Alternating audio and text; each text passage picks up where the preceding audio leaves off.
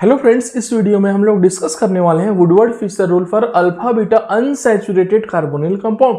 इससे previous video में हमने ऑलरेडी डिस्कस किया हुआ है वुडवर्ड-फिशर रूल फॉर ब्यूटाडाइंस या फिर कॉन्जुगेटेड ब्यूटाडाइंस। तो वो वीडियो आपने नहीं देखा है तो पहले वो देख लो, फिर ये देखोगे तब आपको क्लियरिटी आएगा। अब हम लोग इसके कुछ बेसिक वैल्यूज देख लेते हैं alpha beta unsaturated carbonyl compound के। तो इस तरीके से ये कार्बोनिल कंपाउंड होता है, मतलब एक C डबल बॉन्ड O होता है, एक डबल बॉन्ड ये है, फिर एक सिंगल बॉन्ड, फिर डबल बॉन्ड। ठीक है, तो यहां पर जो कार्बन होता है जो ऑक्सीजन के साथ जुड़ा हुआ होता है, ये वाला जो कार्बन, इसको छोड़ करके जो नेक्स्ट होता है अल्फा होता है, उसके नेक्स्ट वाला होता है बीटा होता है। तो यहां पर बीटा तक तो कॉन्जुगेशन रहता ही है। ठीक है, इसलिए इसको alpha beta unsaturated carbonyl compound बोलते हैं। बीटा के बाद वो गामा डेल्टा, डेल्टा 1, डेल्टा 2 भी हो सकता है। या फिर हम लोग रिंग सिस्टम में देखेंगे तो इस तरीके से होता है। यहां पर देखो, ये कार्बन है, उसके बाद फिर कार्बन से डबल बॉन्ड है, उसके बाद फिर ये अल्फा कार्बन, ये बीटा कार्बन। इसके आगे चले जाएगा तो ये गामा भी हो जाता है, डेल्टा भी हो सकता है, डेल्टा 1 हो सकता है, डेल्टा 2 हो सकता है, डेल्टा 2 तक डबल बॉन्ड जा रहा है। ठीक है, डेल्टा 3, डेल्टा 4 ऐसे बढ़ाते जाओ। तो इसका जो बेसिक वैल्यू होता है alpha beta unsaturated carbonyl compound का, जिसको हम लोग इनॉन्स के भी नाम से जानते हैं, 6 मेंबर्ड रिंग है या फिर एसाइक्लिक है। ये एसाइक्लिक हुआ, ये 6 मेंबर्ड रिंग है। दोनों में यदि alpha beta unsaturated carbonyl compound होगा, उसका बेसिक वैल्यू होता है 215 नैनोमीटर। यदि यही चीज आपके पास, यही जो इनॉन्स है 5 मेंबर्ड रिंग में होता है, यहां पर देखो 5 मेंबर्ड रिंग है, ठीक है, उसमें डबल बॉन्ड O है, तो इसका जो वैल्यू हो जाता है 202 नैनोमीटर। उसके बाद फिर exocyclic double bond for ring B और रिंग A, ये मैंने प्रीवियस वीडियो में ऑलरेडी समझा दिया, तो यहां पर मैं इस वीडियो को अननेसेसरी लेंदी नहीं करूंगा। तो एक्सोसाइक्लिक और इंडोसाइक्लिक के लिए वही रूल है जो पिछले वाले में था। यदि एक्सोसाइक्लिक डबल बॉन्ड है तो +5 नैनोमीटर, इंडोसाइक्लिक डबल बॉन्ड के लिए कुछ नहीं है, 0 नैनोमीटर। उसके बाद फिर हमारे पास रिंग रेसिड्यू होता है या फिर एल्काइल सब्स्टिट्यूट होता है। तो रिंग रेसिड्यू और एल्काइल सब्स्टिट्यूट क्या होता है वो भी मैंने प्रीवियस वीडियो में बता दिया। यहां उसका एक्सटेंशन है। ठीक है, एक्सटेंशन में ये मान लो हमारे पास ये C डबल बॉन्ड O है, तो इसके जो नेक्स्ट वाला कार्बन होता है अल्फा होता है, फिर बीटा होता है, फिर गामा होता है, फिर डेल्टा, फिर डेल्टा 1, फिर डेल्टा 2। या फिर हमारे पास ए साइक्लिक में हुआ तो ये वाला जो कार्बन है उसके नेक्स्ट वाला कार्बन अल्फा होगा, फिर बीटा होगा, फिर गामा होगा। ठीक है, तो इसका रिंग रेसिड्यू या फिर एल्काइल सब्स्टिट्यूट जो भी होगा, उसमें प्रीवियस वाले में 5 नैनोमीटर फिक्स हुआ करता था। ठीक है, जो नॉर्मल कॉन्जुगेटेड डाइंस ब्यूटाडाइंस था उसमें। लेकिन इसमें यदि अल्फा पोजीशन में ऐसे कट लग रहा है, ये अल्फा पोजीशन में कट लग रहा है तो इसका 10 नैनोमीटर वैल्यू होगा। यदि बीटा पोजीशन में कट लग रहा है तो उसका 12 नैनोमीटर वैल्यू होगा। मतलब यहां पर बीटा पोजीशन में ये कट लग रहा है तो इसका 12 नैनोमीटर होगा।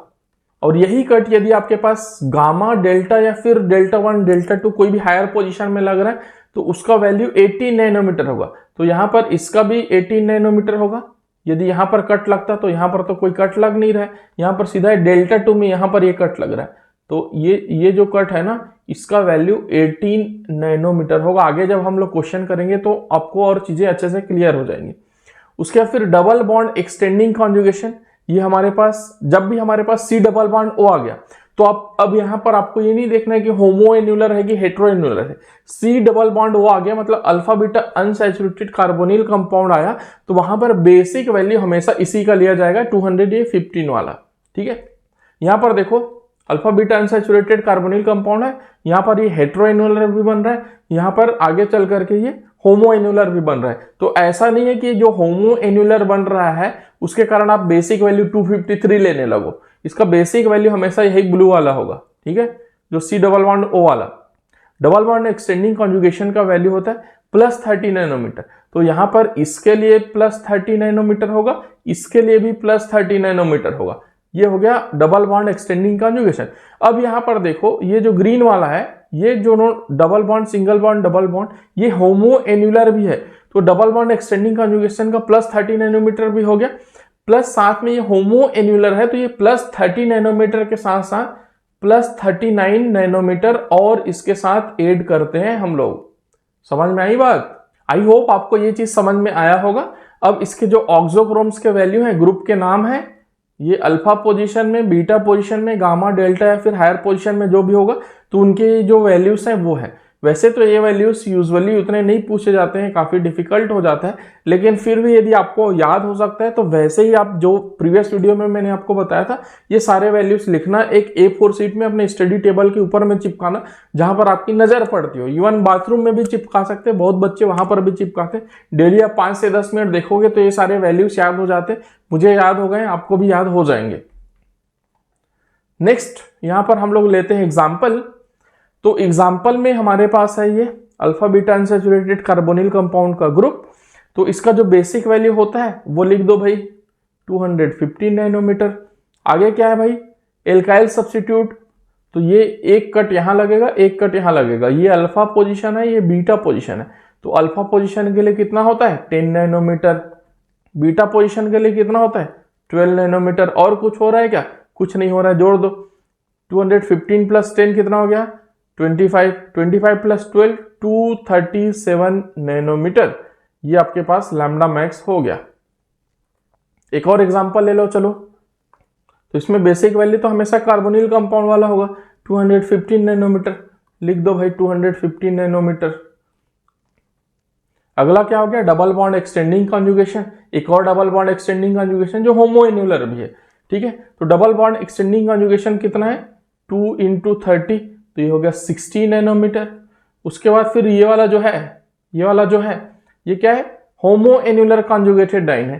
तो इसके लिए क्या बताया था मैंने, 39 नैनोमीटर और ऐड करना है, तो कर दिए भाई। अच्छा, यहां पर एक और चीज है, जैसे इस तरीके का कॉन्जुगेशन होगा तो पिछले वाले सिस्टम में हम लोग इधर पर भी कट लगाते थे, यहां पर भी कट लगाते थे, ठीक है। लेकिन यहां पर अब कट नहीं लगाते हैं, ये नहीं हो गया। एक ही साइड कॉन्जुगेशन इसका चलता है, दो साइड में नहीं चलता है।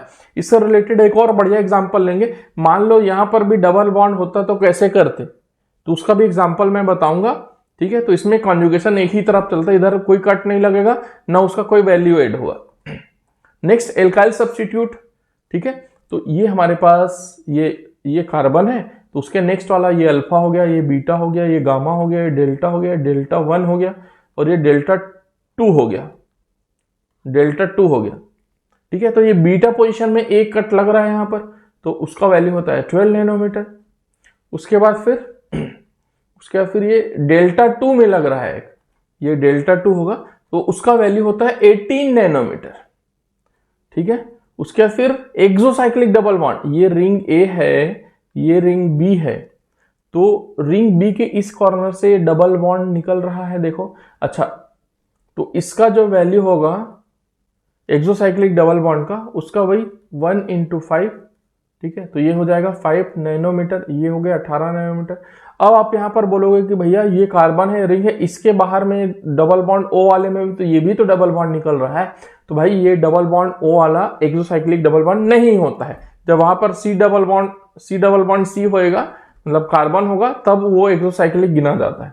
अब टोटल जोड़ दो इसका, तो 215 प्लस 60 इज इक्वल टू हो जाएगा 275 प्लस 39 इज इक्वल टू हो जाएगा 314, 314 प्लस 12 इज इक्वल टू हो जाएगा 326 प्लस 18 हो जाएगा, 326 प्लस 18 हो जाएगा 344 प्लस 9 हो जाएगा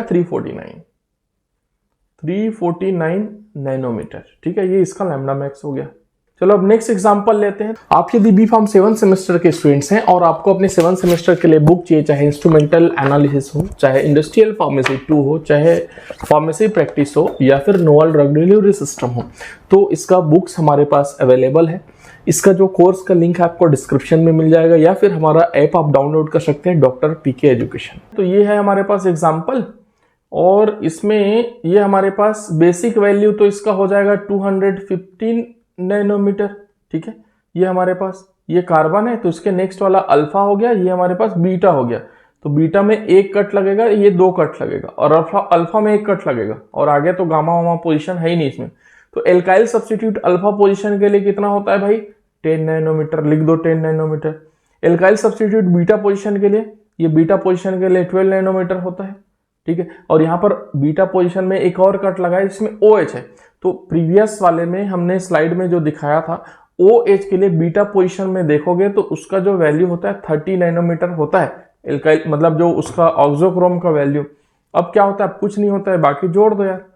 तो 10 प्लस 12 हो जाएगा 22 प्लस 30 तो 52 प्लस 215 तो ये हो जाएगा 267 नैनोमीटर। ये इसका लैम्डा मैक्स हो गया। ठीक है, अब यहां पर कुछ और एग्जांपल ले लेते हैं। मान लो ये 5 मेंबर्ड वाला रिंग है, तो उसका बेसिक वैल्यू मैंने क्या बताया था, 202 नैनोमीटर।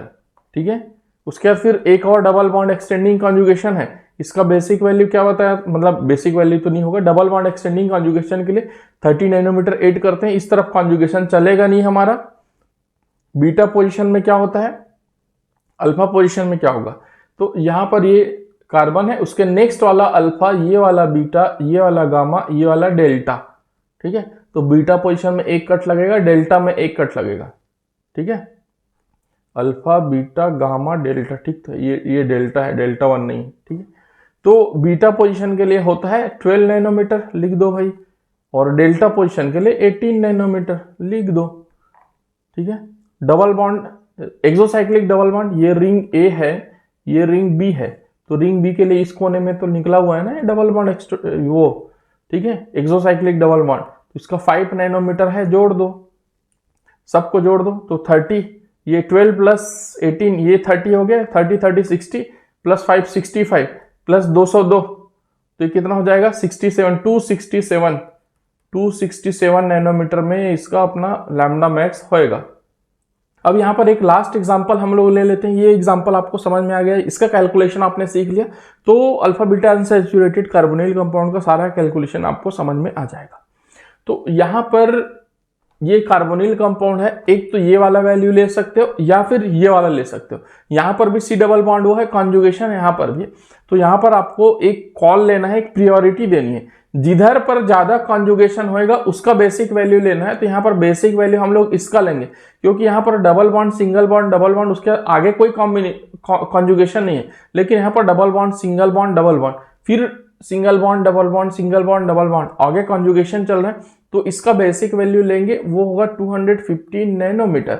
और ये जो येलो वाला घेरा हुआ है, इसको हम लोग एक तरफ तो कॉन्जुगेशन गिनते ही नहीं है, तो इधर का कॉन्जुगेशन गिना ही नहीं जाएगा, वो डबल बॉन्ड एक्सटेंडिंग कॉन्जुगेशन भी नहीं गिना जाएगा। ठीक है, उसके बाद फिर अगला ग्रीन वाला और ये फिर येलो वाला, तो डबल बॉन्ड एक्सटेंडिंग कॉन्जुगेशन कितना हो गया, 2 हो गया, एक तो ये वाला और एक ये वाला। ठीक है, तो 2 × 30, तो ये हो जाएगा हमारे पास 60 नैनोमीटर। इधर वाला इसको नहीं गिनेंगे भाई। उसके बाद फिर होमो एन्युलर कॉन्जुगेटेड डाइन, यहां पर देखो ये वाला जो है ना, ये जो ग्रीन वाला है, ये वाला, ये double bond single bond double bond, तो इस डबल बॉन्ड को इस रिंग में भी एज्यूम कर सकते हो। मतलब ये हमारे पास रिंग ए है, ये रिंग बी है, ये रिंग सी है, ये रिंग डी है। तो ये वाला जो डबल बॉन्ड है यहां पर मैं ड्रॉ कर लेता हूं। बेसिकली इस सी रिंग की बात कर रहे हैं, तो ये डबल बॉन्ड जो है इसको हम लोग यहां भी लिख सकते हैं और ये ऐसे लिखेंगे, तो ये होमो एन्युलर हो जाएगा ना ये वाला, ये जो ग्रीन वाला है। ठीक है, तो इसका वैल्यू हो जाएगा 39 नैनोमीटर। उसके बाद फिर हमारे पास इधर तो कोई कॉन्जुगेशन नहीं, एल्काइल सब्स्टिट्यूट अल्फा पोजीशन में, पोजीशन निकालो भैया, ये वाला कार्बन है, उसके वाला अल्फा, ये बीटा, ये गामा, ये डेल्टा, ये डेल्टा 1, ये डेल्टा 2। तो अल्फा पोजीशन में यहां पर एक कट लगेगा 10 नैनोमीटर। ठीक है, यहां पर एक बार इसको मैं सारा चीज को मिटा देता हूं ताकि आपको चीजें फिर से क्लियर हो। अल्फा बीटा गामा वाला ये कार्बन है, तो इसके नेक्स्ट वाला ये अल्फा हो गया, ये बीटा हो गया, ये गामा हो गया, ये डेल्टा हो गया, ये डेल्टा 1, ये डेल्टा 2। ठीक है, तो अल्फा पोजीशन में ये एक कट लगेगा 10 नैनोमीटर हो गया, बीटा पोजीशन में एक कट यहां पर लगेगा। ठीक है, तो उसका 12 नैनोमीटर। अब आगे जितना भी आएगा वो हमारे पास क्या हो जाएगा, 18 नैनोमीटर वाला। डेल्टा पोजीशन में एक यहां कट लगेगा, उसका 18 नैनोमीटर हो गया। उसके बाद फिर डेल्टा 1 में एक यहां पर भी तो कट लगेगा, तो इसका भी 18 नैनोमीटर हो गया। उसके बाद फिर डेल्टा 2 में एक यहां पर कट लगेगा, उसका भी 18 नैनोमीटर हो गया। ठीक है, कितना कॉम्प्लिकेटेड है। एक्सोसाइक्लिक डबल बॉन्ड ये गिना जाएगा भाई, ये रिंग ए है, ये रिंग बी है, ये सी है और ये डी है। तो रिंग ए के लिए ये वाला एक्सोसाइक्लिक डबल बॉन्ड है, और कुछ है क्या? हाँ, रिंग सी के लिए ये वाला एक्सोसाइक्लिक डबल बॉन्ड है और रिंग डी के लिए ये वाला एक्सोसाइक्लिक डबल बॉन्ड है। ठीक है, तो 3 एक्सोसाइक्लिक डबल बॉन्ड हुआ, 3 × 5, तो ये हो गया हमारे पास 15 नैनोमीटर। और कुछ है क्या? कुछ नहीं है भैया, सब कुछ जोड़ दो। ठीक है, तो इस सबको जोड़ जाड़ के आप करोगे तो 60 + 39 99 + 10 = 109 और ये हो जाएगा 121, 18 × 3 = 54, 54, 55 और ये हो जाएगा 75। उसके बाद फिर 15, 75 + 15 हो जाएगा आपके पास 90, 190 + 215, तो ये हो जाएगा आपके पास 405 नैनोमीटर। ये आपके पास आता है lambda max. So I hope आपको alpha beta unsaturated carbonyl compound का वुडवर्ड फिशर रूल बहुत अच्छे से क्लियर हो गया होगा। अब नेक्स्ट वीडियो में हम लोग डिस्कस करने वाले हैं Woodward Fisher rule for benzoyl derivative, aldehyde, acids, esters and ketone, और उसके नेक्स्ट में थोड़ा सा और एडवांस वर्जन में जाएंगे Woodward Fisher rule for cis trans वाले जो कंपाउंड्स होते हैं उसका डिस्कशन करेंगे। इसमें हम लोग का स्टेरिक हिंड्रेंस और कोप्लेनरिटी वगैरह सारा चीज आता है। तो यहाँ तक जितना भी मैंने वुडवर्ड फिशर रूल आपको पढ़ाया है वो आपका जीपैट, नाइपर, सेमेस्टर एग्जाम सब में काम आएगा। बट यदि आप एमकॉम के स्टूडेंट हो या फिर पीएचडी या फिर और हायर स्टडीज या फिर टीचर वगैरह हो तो आप पार्ट 13 और 14 भी देखना। Thank you so much.